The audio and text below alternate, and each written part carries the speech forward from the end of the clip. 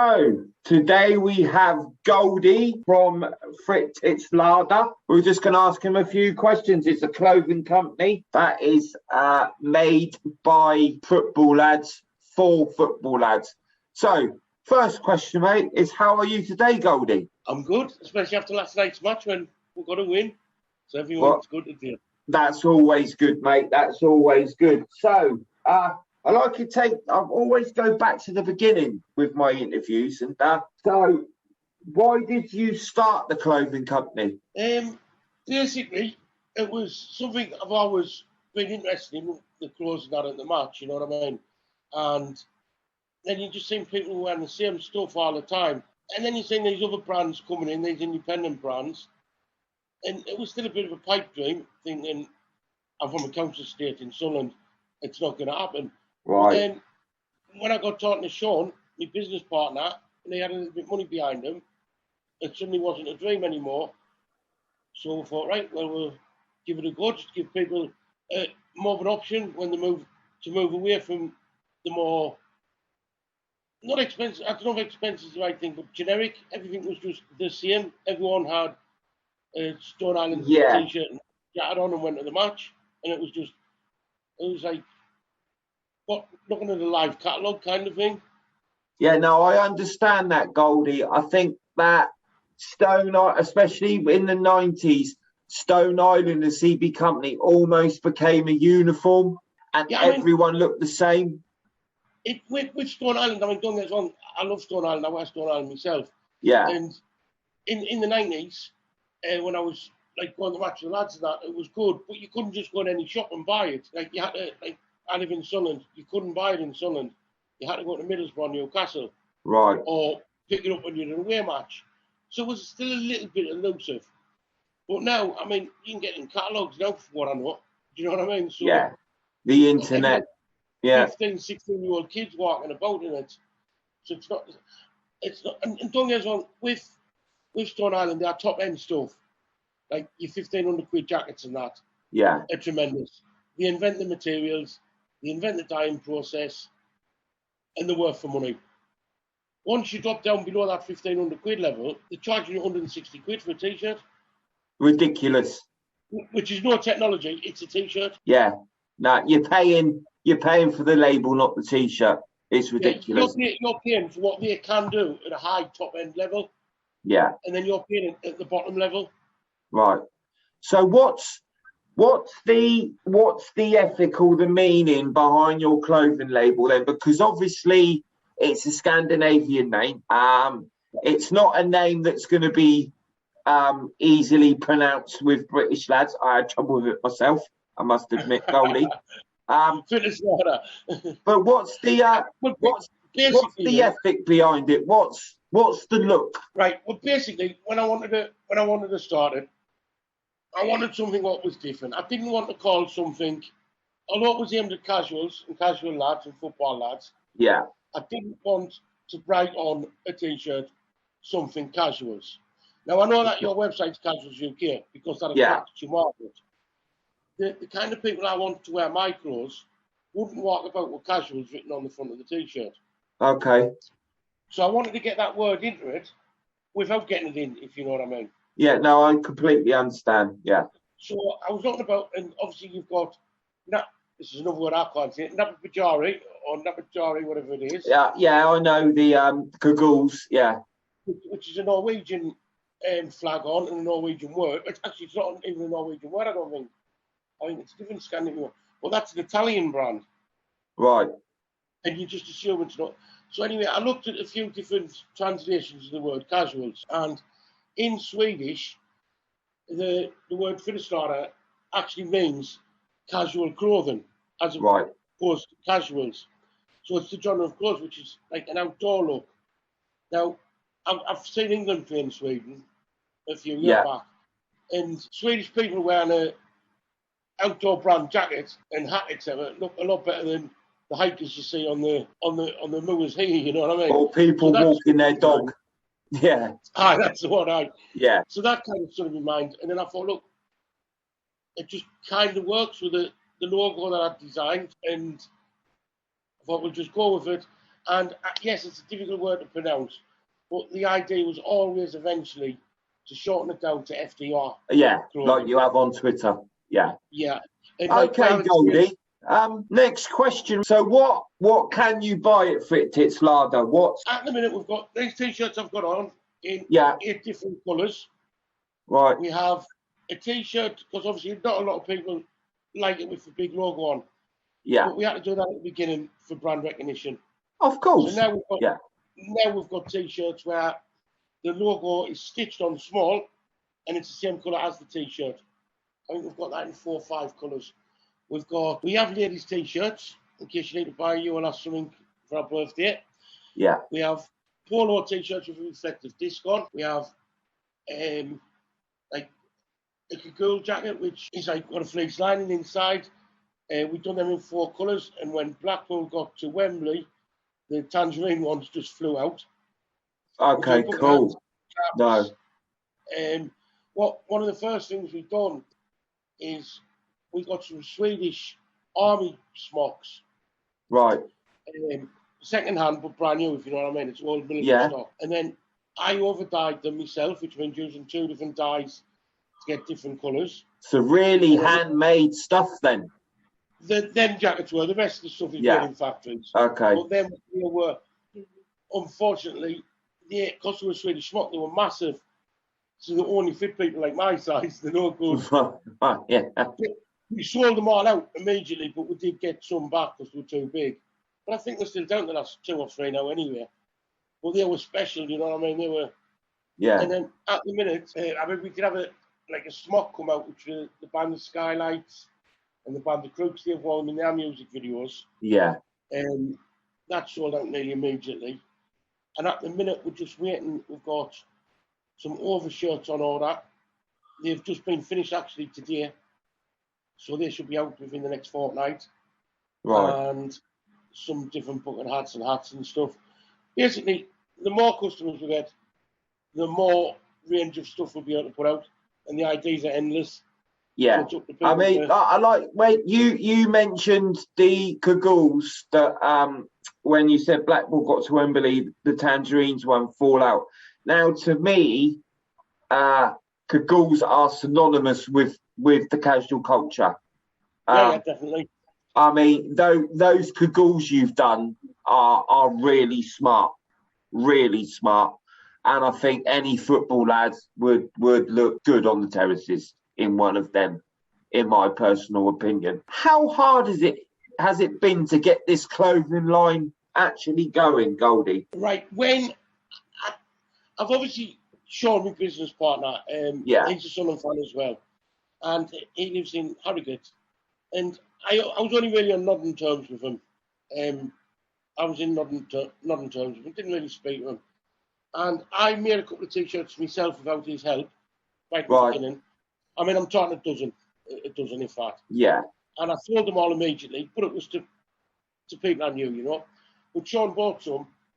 He liked it. He liked the way I went about the business, so he offered to come in with us. So without Sean's help, I wouldn't have been able to do it. So Sean came in, financially backed, business backing's tremendous because he's a businessman. He knows what he's doing. Of course. Well, I say I'm a kid from a council estate. Yeah. I'm out of Wheeling Deal. The same as Goldie. Yeah. You know I'm just a lad from a council estate. I've left Sunderland to watch England play with not a penny in my pocket. I can do that. Yeah. Running a business is totally different. Anyway, of course, yeah.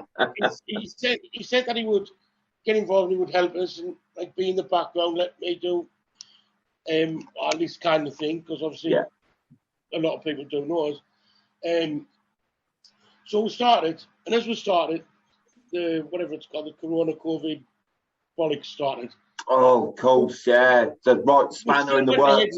Yeah. We still went ahead with it because it was going to be a 4-week lockdown, wasn't it?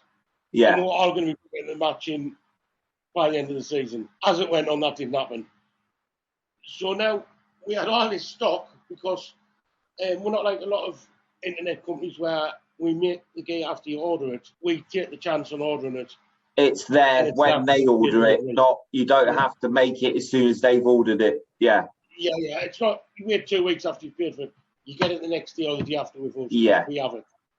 So we expected this lockdown not to last. Obviously, it went on a lot longer than it did.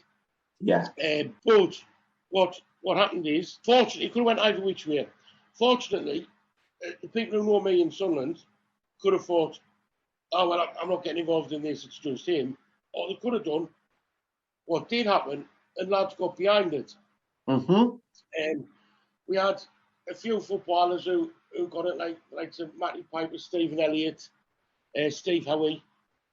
So, I mean, Stephen Elliott had a child, and just by coincidence, he had one of our T-shirts on when he collected the child in the hospital. So all that helped a bit. And then it was basically then a case of building up an internet following, because you might have this good product, you might have this good idea, nobody else in the world knows about it until you get it out there. Exactly. So then we've got to get it on Twitter, Instagram, and like you've seen today when it's took us an hour to set this interview with you, I'm not very technologically minded. Yeah. So we've managed to get it done, and I'm quite distinguishable, like you notice this kind of thing, you know what I mean? Yeah. I'm not a little lad. That's fair to say. Yeah. So, and people know, like in Sunderland and other clubs around the country for years when I've been on the match. So during the lockdown, we had, I don't know if you've seen the big flag that we've got. Yeah, no, I have. Yeah. I think I posted it on my Facebook page, actually. Right. So that big flag, when Sunderland were playing and it was behind closed doors, I would still try. I went to something like 13 or 14 of the matches last year, still, and took pictures with the flag just to say, look, we're still football lads, we're still going out to do it. And that kind of, so say we played Lincoln, that night when we put them pictures on, we'd get a few orders from Lincoln. And then say we played Blackpool, we'd get a few orders from Blackpool. And then it knocks on. Yeah. Yeah. And I mean, it started off with something like 70% of our orders were North East. Now it's gone totally the other way.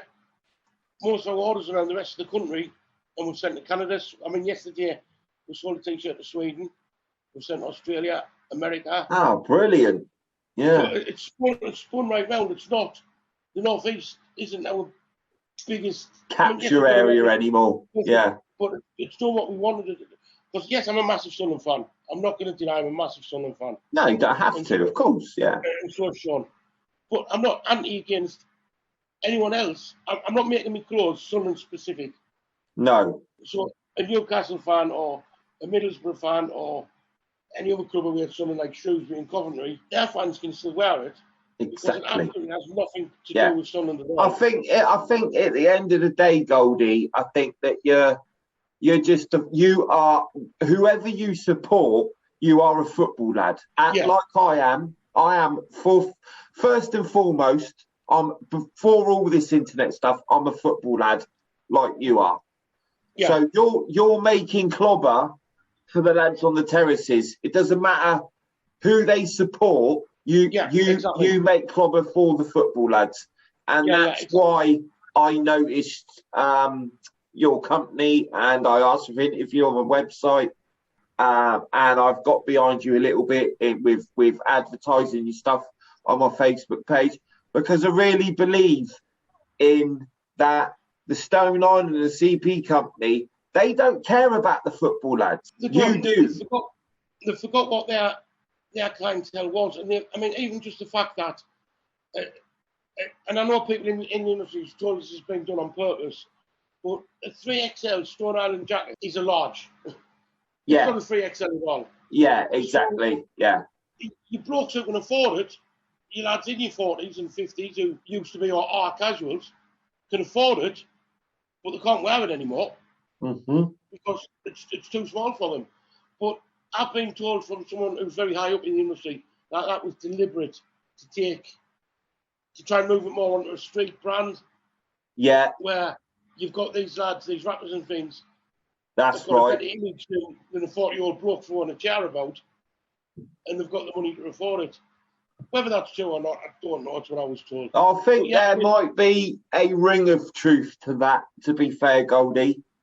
I think as to move it on a little bit, the prices of football tickets, I think they're trying to outprice the working class. I don't know how you feel about that. No, I mean, definitely. I mean, I keep ordering tickets just because I'm sad like that from all the matches I go to. And I did find them.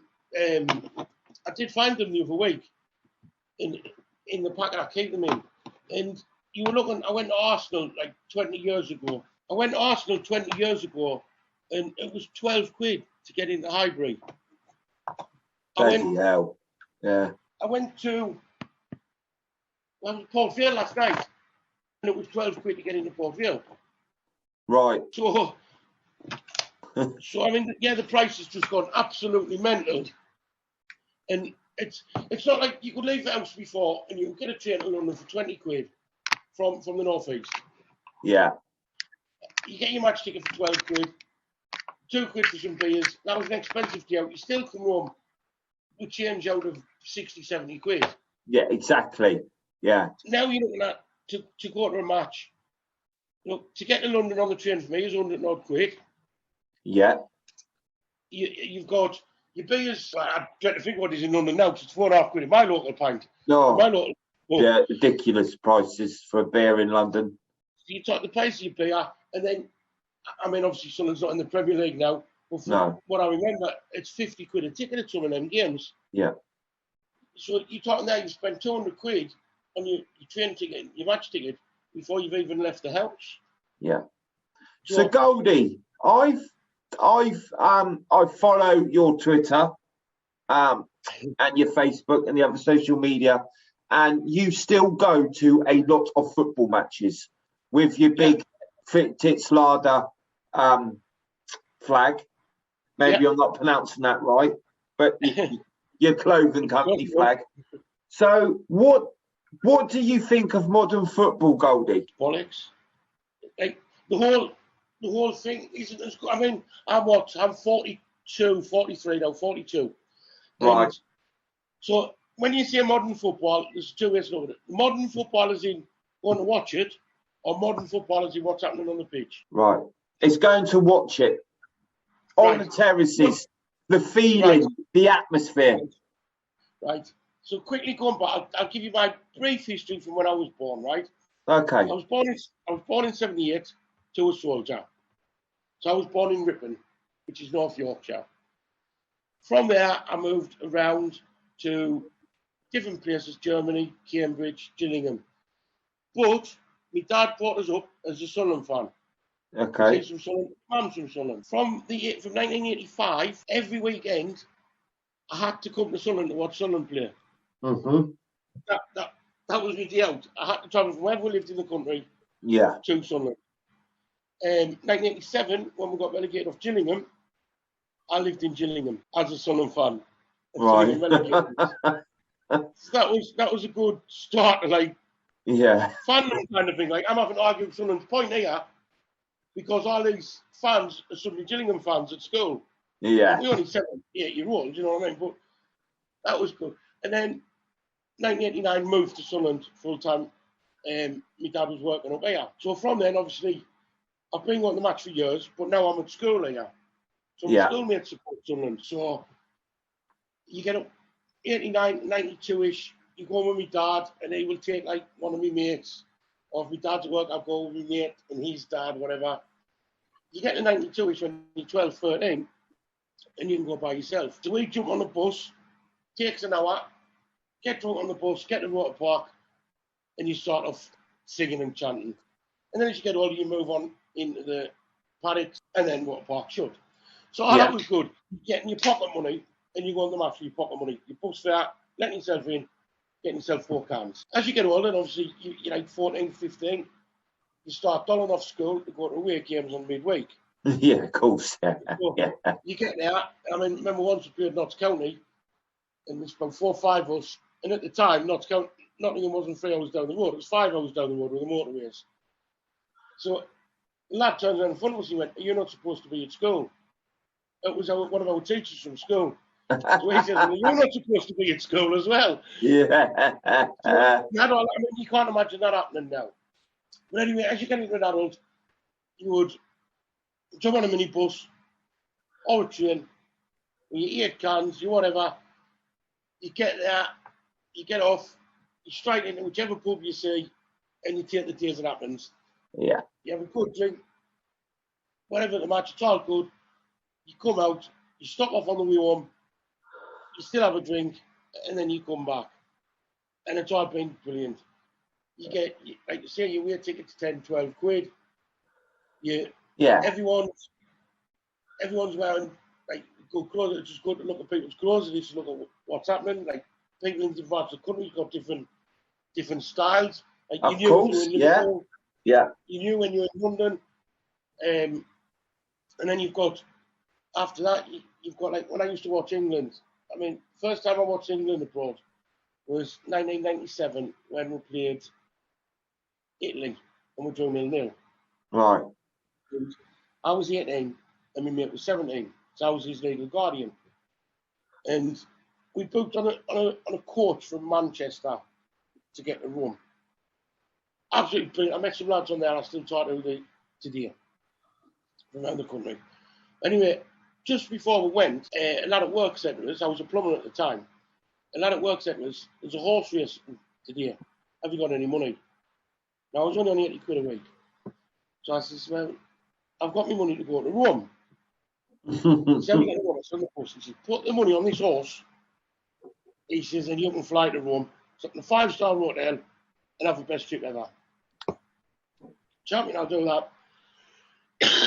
Sorry. I'll do that. Puts me 80 quid on. My mate puts his 80 quid on. The horse is still running now, right?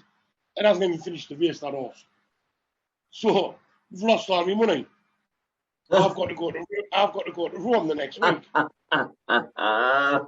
So I learned 2 things out there. I learned not to gamble.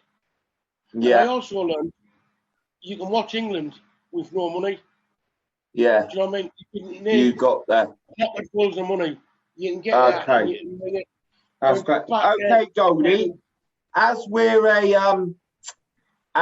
are a football channel and a football casuals channel, I'll have to ask you, what are your favourite trainers, mate?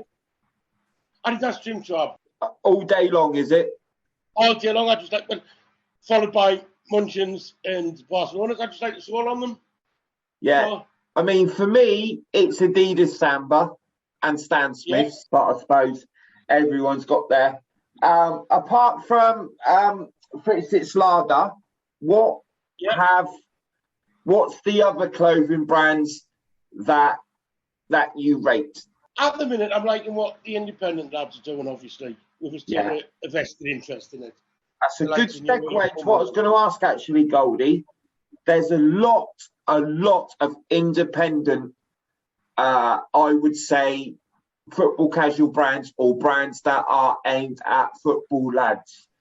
Yeah. Weekend Defender, Peaceful Hooligan. Then you go into your lower brands like Classico Clothing, a Casual Thug, Supernova Terrace Wear. I don't know your opinion, but I just think that's great. I think it's fantastic. It absolutely is. It's almost like most of the people who's doing it, people like me, they've been there and seen it. They haven't been to a fashion school. Exactly. So your sleeve has to be this long, and you've got to have 2 pockets here and a zip here. They've seen what they've liked over the years, and they're putting it all together. Yes. Yeah. So it's going totally against the grain of what you would, I imagine, you would be taught at a fashion school. Yeah. It's what you've seen over the years. So you like this from the 80s, you like that from the 90s, you like this from the 2000s. Somehow link it all together, and you've got yourself a top jacket there. Exactly. I mean, that's great. That's what we're doing. Okay, Goldie. It's been great to talk to you. I've been a fan of your clothing label, as you may know. Looking at my Facebook page and my Instagram, and the first interview I did for you for my website, you was very generous and sent me a lot of clobber. It's actually been great to talk to someone who's a football lad that designs clothes for other football lads to wear on the terraces, because I think you're challenging those big labels, and that's a great thing. That's the whole point. And at the end of the day, it's fun doing it. As long as some people get enjoyment out of it. And I think the people who buy it understand that it has come from a football lad, and it is with our best intentions for them to look good at the match at the end of the day. Great. Okay, so that was Goldie of Fritch Larder, if I've pronounced that right. And there'll be more videos coming from UK Casual soon. Boom. Right. Okay, Goldie, I can edit this out. I'm making an advert of all the people that I interview. Right. So please, could you just say, for the best interviews, watch UK Casuals on YouTube? For the best interviews, watch UK Casuals on YouTube. Fantastic. We got there in the end, Goldie. It was probably an hour and 15 minutes late. I'll keep in touch now. We've got the Zoom thing, and I've got your missus's email. So it'll be if we need to do a part 2 or something, or if there's any other designs of coats or anything you're really interested in, then obviously just contact me, and I'll always put you on my channel, mate. Right, that's brilliant then. I'm a big fan. I think it's great that you're challenging the bigger labels. You know, lads that wear clothes on the terraces should be made by football lads. That's my opinion. I think that's where it's going now. You know, people may disagree or agree. And all I'll say is, on my last comment, is send me some more clobber. I'll get on the show and get him to send you something. It's been fantastic. Right, brilliant. Okay, mate. All right, I'll speak to you soon. Right, speak to you soon now. Thank you. Okay, bud.